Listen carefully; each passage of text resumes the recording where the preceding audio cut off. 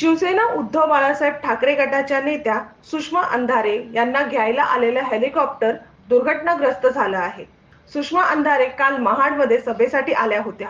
ही सभा आटोपून त्या बारामतीला जाणार होत्या। त्यासाठीच हे हेलिकॉप्टर मागवण्यात आले होते। हे हेलिकॉप्टर जेव्हा दुर्घटनाग्रस्त झाले तेव्हा अंधारे त्यात नव्हत्या। त्यामुळे सुषमा अंधारे या सुखरूप आहेत।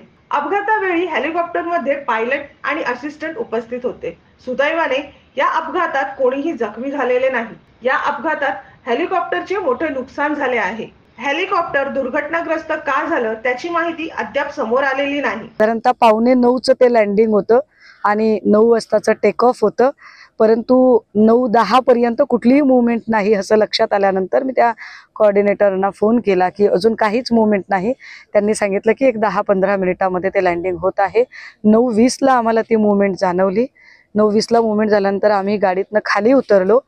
3-4 चक्रावर मारल्या गेल्या आणि घिरट्या घालत अजून ते लँड का होत नाहीचा आम्ही विचार करत होतो।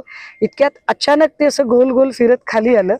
बघता बघता तो धुळीचा लोट आणि मोठा आवाज झाला। काय होतं हे आमच्या काही लक्षात आलं नाही, म्हणजे नेमकं झालंय काय की एवढा धुळीचा लोट आहे। मनोज चेंडेकर, प्रखर लोकमान्य। संपूर्ण महाराष्ट्रातील परखड बातम्या पाहण्यासाठी आमच्या प्रखर लोकमान्य न्यूजला सबस्क्राइब करून बेल आयकॉनवर क्लिक करायला विसरू नका।